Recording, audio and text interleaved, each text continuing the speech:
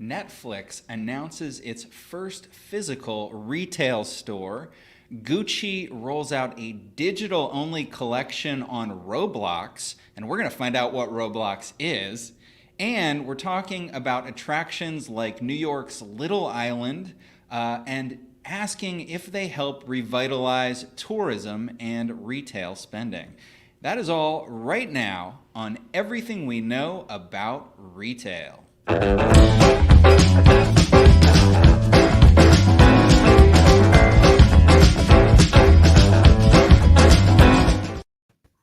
Hello, my name is James Cook, coming to you from Indiana. I am joined by Ebere and Anokute in New York and Charlotte Elstob, also in New York. Hello, welcome. Hello. Hey, James, how are you? So you guys are both in the same office, right? Yeah, yes. Just like, how many steps, like if I made you one run to the other, how quickly could one get to the other? Should I get up and try? I don't know. Maybe at the end. That's a stunt for later. Yeah. I'll pop into Charlotte's frame. Yeah, she's not too far, maybe 5 minutes away. Awesome. Well, guys, this is Everything We Know About Retail. It's the show where we tell all of you everything we know about retail, 3 things at a time. Let's just get into it. Ebere, what do you know about retail? Well, James, this is the first thing that we know about retail. So first, I'm going to start with a question. Are either of you guys big gamers? James, Charlotte, do you game at all? Ever been? A little bit, yeah? Since my childhood, like N64 days is probably like what I'm talking. Same. Right, board games. We're thinking of something a little bit more, digital in board games. But so there's actually an online game platform called Roblox. Not sure if you guys are familiar with it. I know I wasn't super familiar with it before. But it's an online platform where users are able to program games and then play games that are created by other users. And you can kind of make, your own little avatar and explore the Roblox world and, just kind of go around and experience in that way. It's almost like a world building sort of virtual scape, similar to, I don't know, I've played games like RuneScape, like MapleStory, where you can kind of go in and make your own, character and have that follow its own journey. So Roblox is one of those platforms that has been, really, really big in the past couple of years. And they actually partnered with Gucci pretty recently. And Gucci debuted what they call the Gucci Garden, which is actually an actual exhibit in real life. There is a Gucci Garden that exists in Florence, Italy, that you can go to. And it's sort of an exhibit where you're able to walk through a bunch of different rooms, and the rooms are all sort of organized around prior advertising campaigns for Gucci, right? So maybe you walk into one room and it's, the spring, summer 2004 campaign. The next room might be, the fall, winter 2020 campaign, anything like that. So they've actually created a virtual version of that in the Roblox gaming platform, right? And so in that platform, users are able to walk through the exhibit, go through all the different rooms. You kind of start as a clothless, an avatar. I don't know what the word, like clothless, naked, but not really naked, right? Because it's also like a genderless, clothless sort of image being. And as you go through the exhibit, you're able to collect different items and pick up different Gucci clothes that are created specifically for that exhibit. And the idea is that everyone sort of starts the process as an avatar that has no specialization, and as you go through, you come out the other end a very unique character that is supposed to align exactly with who you are. So it was debuted back in May by Roblox and Gucci, and it was only open for 14 days. So you were able to buy limited edition Gucci items for your avatars in the game. I think it's a really, really cool idea for a lot of different reasons. Number one, it's amazing when it comes to branding and marketing for younger people, right? So Gucci obviously is a very high fashion retailer, and the clothes are super, super expensive. I don't know anything Gucci myself, although I aspire to one day because they're really, really beautiful items. But I imagine that for a lot of the people who are on Roblox, they also are not able to afford a lot of Gucci clothes themselves as well. So it's nice for, it's nice for them. I feel like it's like a step up from like Snapchat. You remember when there was lots of luxury brands doing things on Snapchat, and you could like build your own, you could get your own handbag, or you could like Definitely. see yourself with the handbag or this item of clothing that they were trying to promote. I feel like this is like the next level on from their experiences they Absolutely. did on Snapchat. Does Roblox seem realistic? Is it like a realistic video game?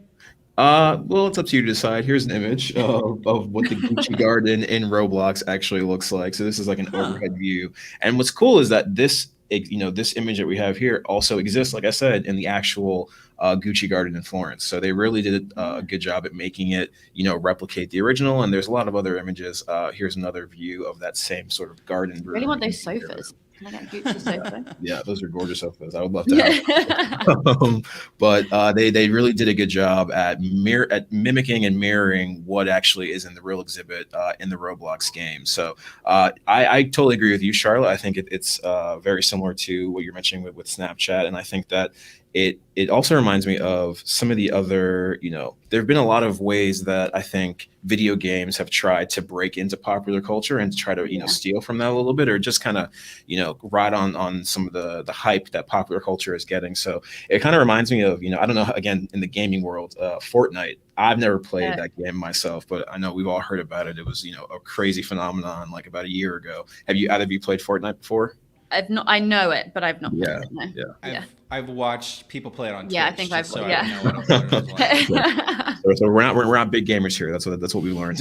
What we've established We're is we're trying not to great. stay up with it, Yeah, absolutely. But I remember on Fortnite a couple years ago, there was a whole thing with, the characters on Fortnite doing a lot of the popular dances that kids, in real life were doing, right? And they were replicating those dances in Fortnite and trying to just make some sort of seamless interaction between the virtual world and the real world.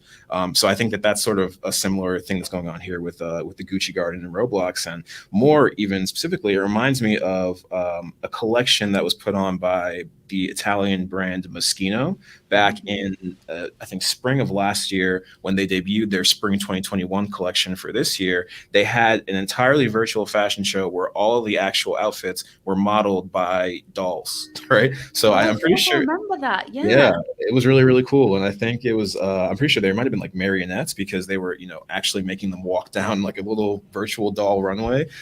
So I think it's just a really, really smart tactic on the part of Gucci and also Roblox, because it showcases the capabilities of the platform for this sort of like immersive digital experience. And then for Gucci, it allows them to reach a much younger consumer base that might not be as familiar with their brand. But if they're in their game and their, avatar in the game is walking around with like a Gucci headband and a Gucci belt, why not? inspire them to go buy one in real life. And, Roblox, like I said, is super popular. They have 42 million active daily users today, and their fastest growing demographic of those users is 17 to 24-year-olds. So I think this was a really good idea on the part of Gucci. And I can only imagine that, as we, I guess, become more digitalized and fashion starts to keep up more with the sort of trends in digitalization, that we're going to see a lot more designers and fashion houses doing cool, creative concepts like this. So this is only the beginning, but Gucci did a really, really good job with that. Awesome. Super cool. Yeah, excellent. absolutely. Well, before we move on to our second item, I just wanted to say hi to Eddie Gonzalez, who says, good morning, good afternoon, depending on where you're at. I know Eddie, he's joining us from Phoenix. So thanks, Eddie, for saying hi and hanging out with us for a little bit today. And right about now, it's time for the second thing that we know about retail. And just when you thought things were getting back to normal, that Delta is throwing a monkey wrench in the works. So, guys, this is changing. There's probably new news on this since we sat down 10 minutes ago. But from what I can tell, we're probably going to see some retailers changing their masking restrictions again. I think it's gonna vary. But basically, what's happening at this moment is we've had the Delta variant combined with vaccination rates that aren't as high as we'd like, and that equals rising number of corona cases. So the CDC, based on some new science, has said now quite recently that even if you're vaccinated, you should wear a mask indoors. If you're in a place where there could be other unvaccinated people and you're in an area where there is substantial or high levels of transmission. I have a question for you. Do either of you know if you're in an area of substantial or high levels of transmission? Like, are people aware of that? I saw a stat. So in the elevator in the New York office, it gives you like a news update as you're coming in. So it's quite handy before you get on a client call. You check some of the news on the elevator. I love those. I love Yeah, those. it's so you come in, you feel like you've been educated a little bit. And it said that there has been, and I don't know the stats, I didn't actually check the stats before this call, but there's been a small spike in New York. But due to the high vaccination rate here, very, very few people are ending up in hospital. So interesting. That's where I know that we're at the moment.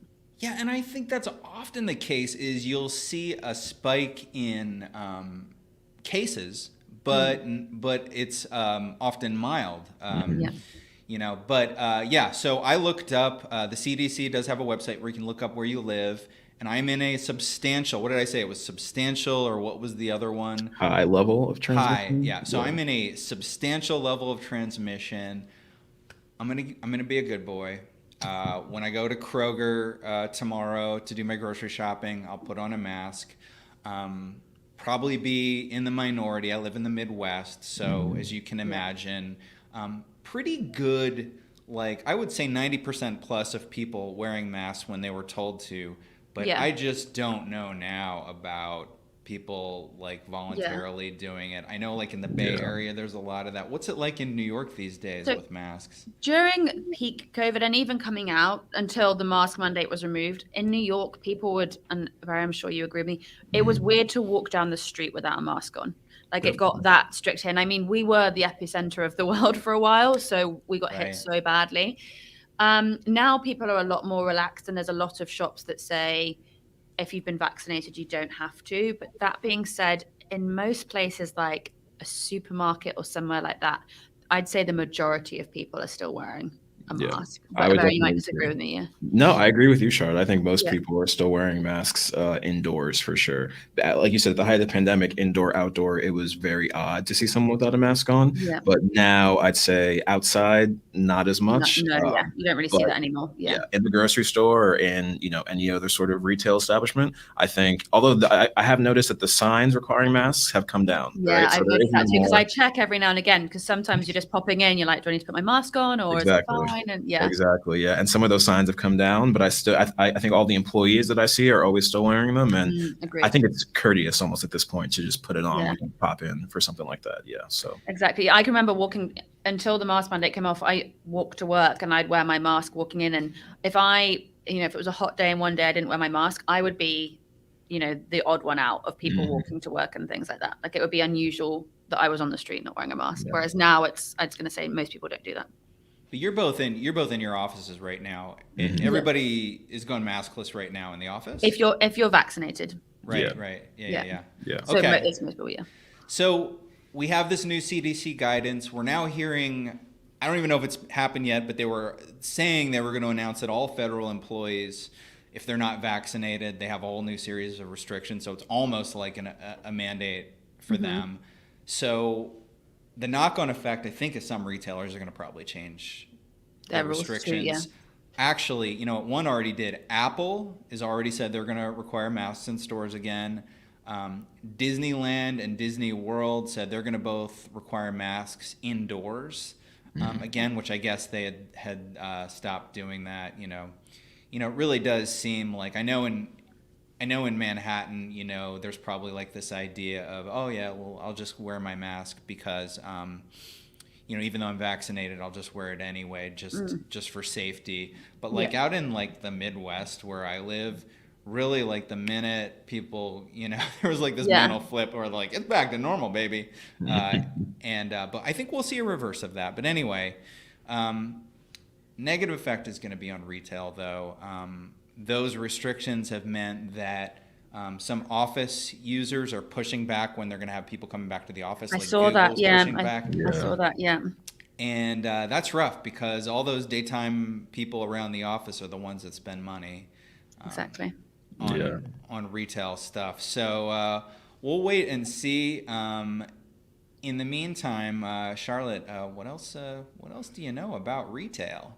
So Here is the third thing we know about retail, and that is that Netflix have announced they're opening a physical retail store in Japan. Wow. Okay. Yeah, so quite the announcement. I've done some research. I can't find an official statement from Netflix, but the Japan Times reported that a senior executive at Netflix had announced that they will be opening a store in Tokyo in the first half of 2022. What's interesting is in June of this year, Netflix launched a global e-commerce store which sold limited edition products inspired by Netflix shows, so whether it was clothing or toys or games. But the aim of this is to merge the virtual world with the real world. I love it. I love it. The reports are saying that it's going to recreate a movie set of The Naked Director, which is a drama series starring a very famous Japanese actor. I also read they're thinking of exhibiting how, when you go onto Netflix and it says, we recommend this, or I can't remember what the exact wording it is, but it said, we think you'd like this, or because you've watched this, we think you'll like these shows. Yeah. We think they're going to talk about how they use AI. And the final quote was that opening amusement facilities isn't beyond the prospect for the future. So we could see a Netflix amusement park in the future, but that was like the last line of the article and kind of like the cliffhanger. So I'm sure that it will be like a Stranger Things themed or something like that, yes. right? Yeah. Yeah, That's so cool. Have either of you guys been to Tokyo? I'm curious what the retail scene is like out there. Do they have a lot of these like company branded stores like the Disney store, like NBA store, stuff like that? Or is this going to be like an anomaly for Tokyo? No, I think I've not been, but have done a lot of kind of market research and know relatively well as well as somebody can that hasn't been to Tokyo. But I mean, they're just so creative with everything they do, and it's just so exciting. They are like probably the best at retail theater and kind of engagement with their consumer. So I think it's going to be something really, you hope it's going to be something as cool as what you get out there, don't you? Definitely. Yeah, I've watched. I've never been to Japan, but I've watched, at this point, no joke, hundreds, if not thousands of hours of of video of retail in Tokyo, mostly. Wow. Wow. And it is number one on my bucket list. Yeah, 100%. I really, really want to go there just for the 100%. retail team. Yeah, borders are still closed there, as we've seen on the Olympics, but we're gonna do a research trip. We're gonna find a reason to get live from Tokyo. Sign me up. Yeah. This is funny because I know that Google recently announced that they were opening a store in the meatpacking district near their office. So all these tech companies that are opening physical retail, I know in the Google press release, they said that they were going to host like some training sessions for like some of the different, Google technologies and things like that and other more immersive experiences. But this trend of tech companies opening retail stores, I think is really a positive sign for retail going forward. Totally. And I think I think I read that in Japan, Netflix has about 20% market share, but it's like the market leader for streaming services. But I think they're seeing it as another way to kind of, build up customer engagement, increase their profile, increase their registration and customer numbers. It's just a different way of kind of educating people on their products, essentially. Definitely. They have so much IP to work with. Just Stranger Things alone, there's a million ways you could go with that. That's really exciting. No, I think it's going to be really cool. Awesome. So are you guys ready for a little bit of a retail challenge? Well, you say ready. Nervous for. I never do well on these, so I don't know. Are you ever ready for the retail challenge? Okay, well... we're talking about new store openings. That's the theme of this week's Retail Challenge. The way the Retail Challenge works is there are 3 questions. You get a point for each question. Whoever has the most points at the end is going to win the Retail Challenge. Let's get into it. First, are you guys familiar with Camp?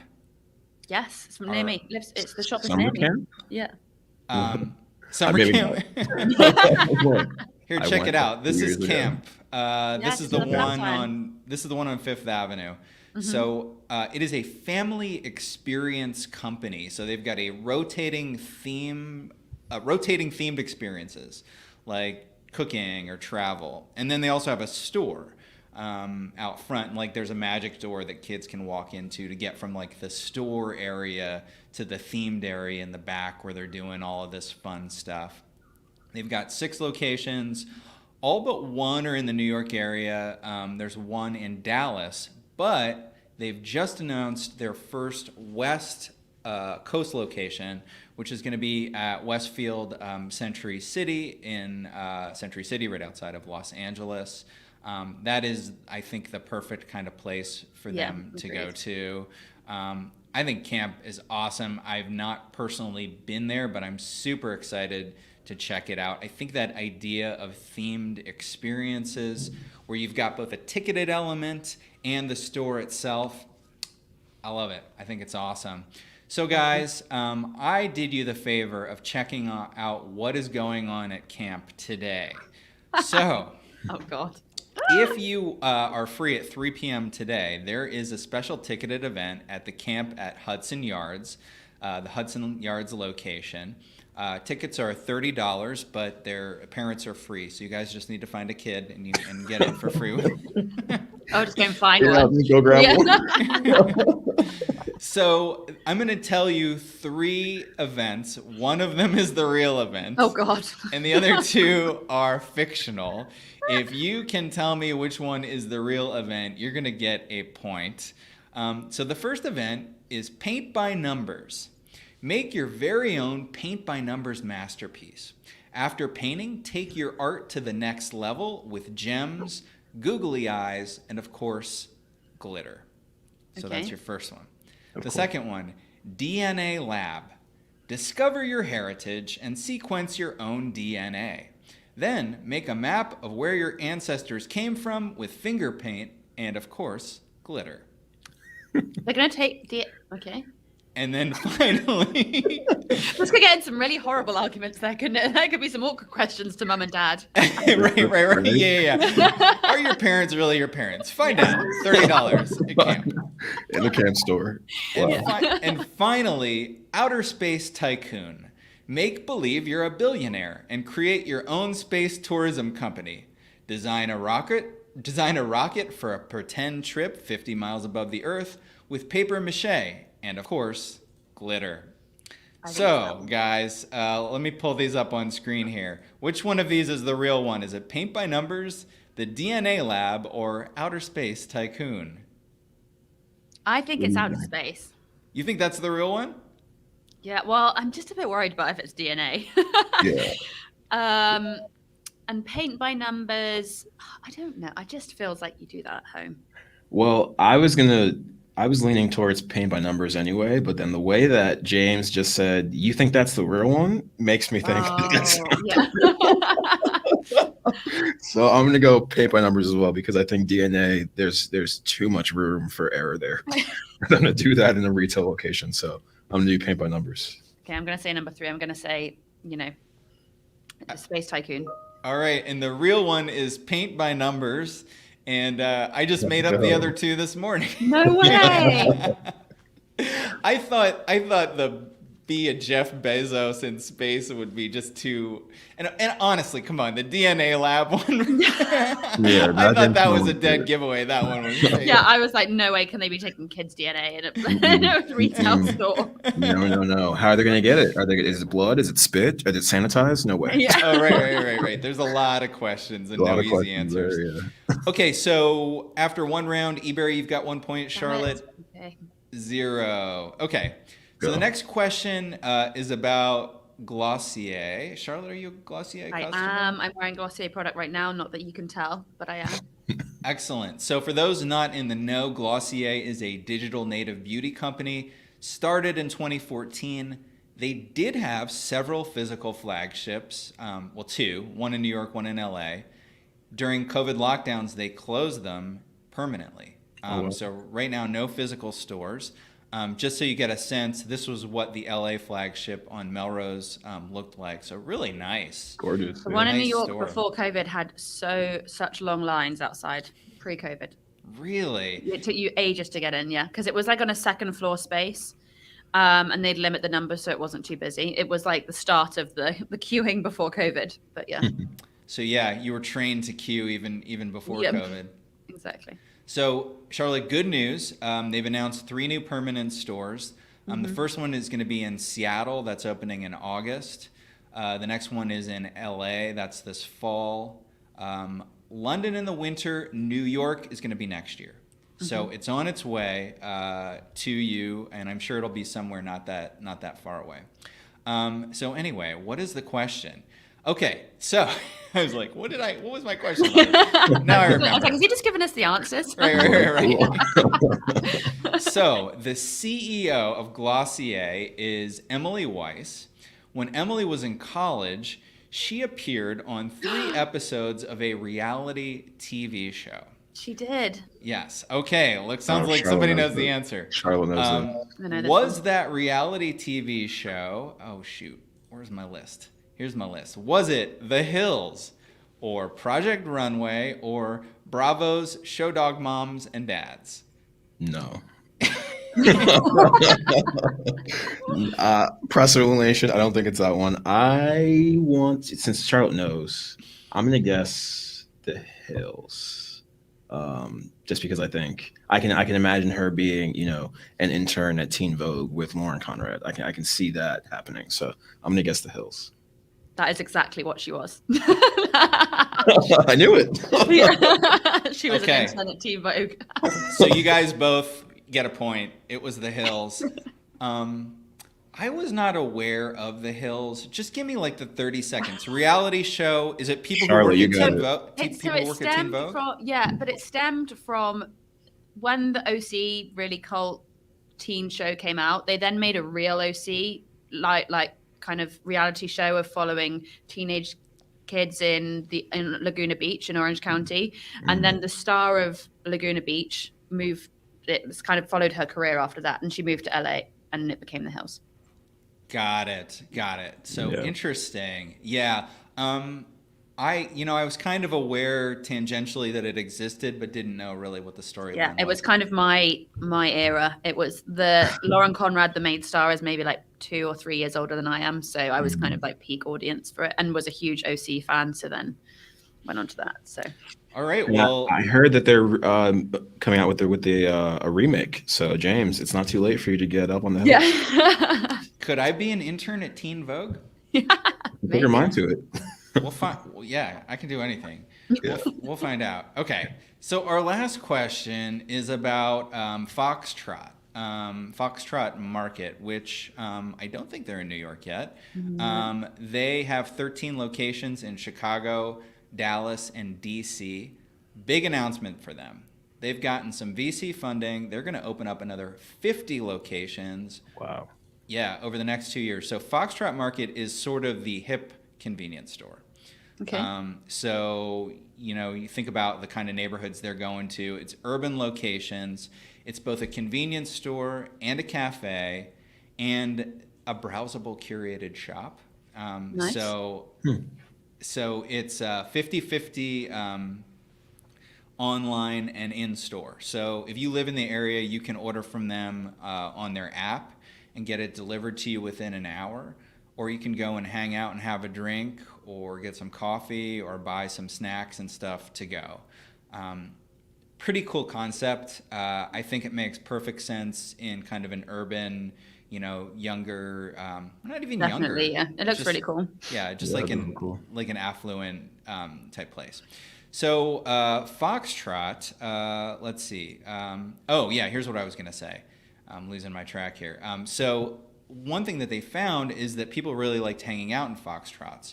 So the new concepts are going to have these expanded cafe locations in them. That's a rendering right there. But the thing about Foxtrot is they have a curated mix of private label items, sort of your standard convenience store items like Budweiser and Oreos, and then also What a combo.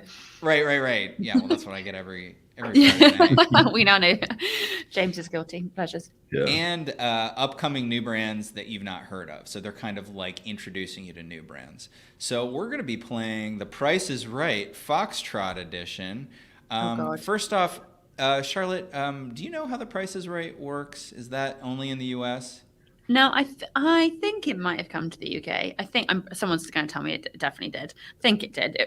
It's very familiar. I know the concept. If Okay, you heard the so music, you would definitely know. Like, dun, dun, dun. Maybe that's what I need the theme tune. Exactly. yeah, when I was a kid, when I was a certain age, I would watch it a lot over summer break and stuff, in the afternoons. So basically, what's going to happen is I'm going to describe these 3 items to you, and you're going to have to guess what the total cost of all of these items was together before tax. And the way the Price is Right rules works is if you go over the price, you automatically lose. So the winner is going to be who's closest without going over.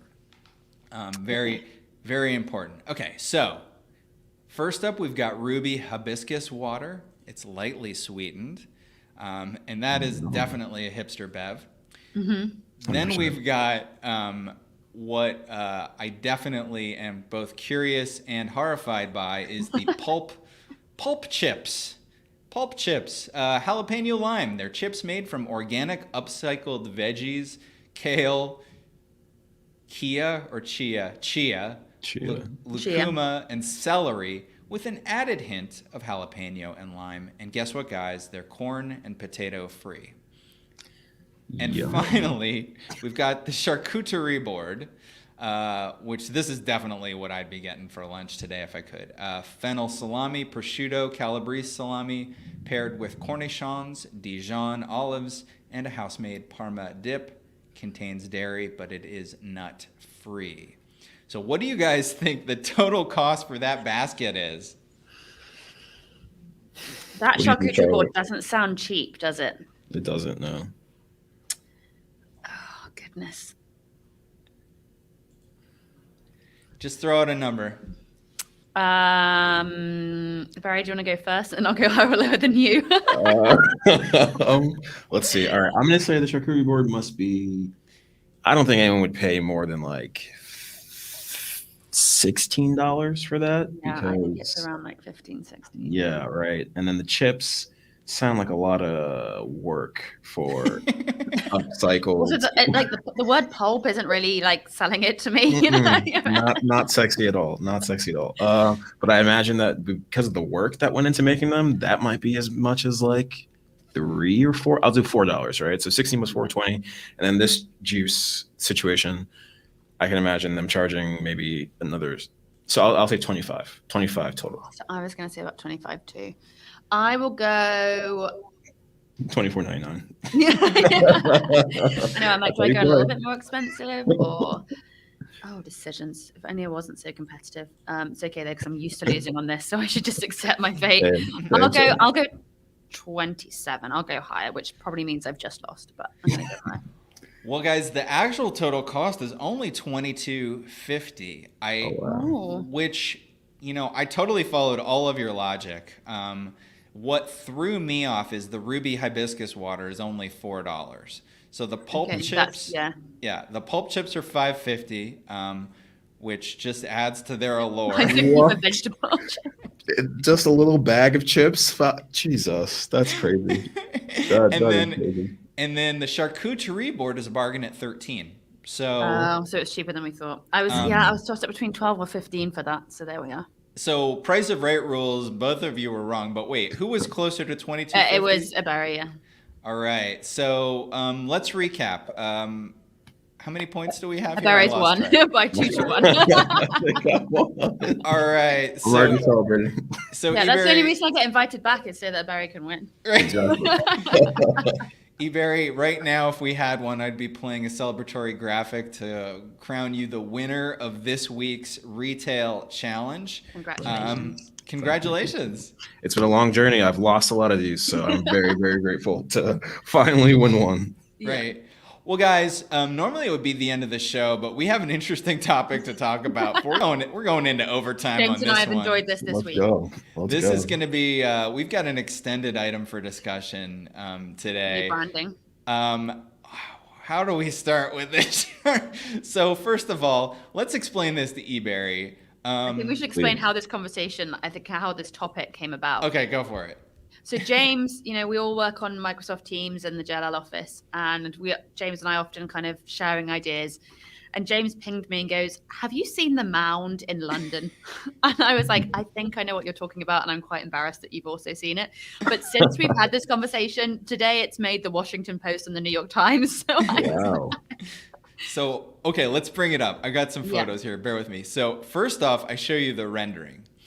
So this is next to the Marble Arch, this is the end of Oxford Street. Yeah, right? so this is the far, let's get my bearings right, the far west of Oxford Street, where you reach Hyde Park. So kind of, if you were to cross the road that you can't see because there's a mound there from Marble Arch, you'd be in Hyde Park. So normally there's it's like the entrance to Hyde Park, so like Central Park equivalent of London. And this is supposed to be a ticketed tourist destination. I want to say it's like £8. It's 4. The last headline I saw was it was 4. Okay, that's a bargain. Well. So Ebere, what I've read about this is it's like this hill that you walk up and you get this great view of London, and then you come down, and according to what I read, there's supposed to be a food hall, a Marks and Spencer food hall, which is kind of is that like an upscale brand, would you say? Yeah, it's a very nice supermarket. Yeah, it's nice. Yeah. And there's supposed to be other art and stuff, and the renderings on the website just look wonderful. But then you read the news articles about it, and it's a heap of earth, according to not been so well received. And I think sorry, Karen, James. Yeah, no, you go ahead. No, I was gonna say, I think my comment when James was saying, like, is this real? And I was like, firstly, is this like a delayed April Fool's? And then secondly, I was like, are they trying to do what we've seen in New York with Little Island, but just do it really badly? I was like, and so that's when this conversation came up. Wow. Yeah, so the question is, well, first off, I should just say, hot news today is that they're going to close the Mound until August 8th because the vegetation hasn't grown. So basically, it's like people are calling it like a slag heap. Is slag like stone heap? Is that what that would mean? Yeah, okay. It's very old school. Yeah, obviously there's a different meaning, but yeah. That's like an old mining kind of type term, I think.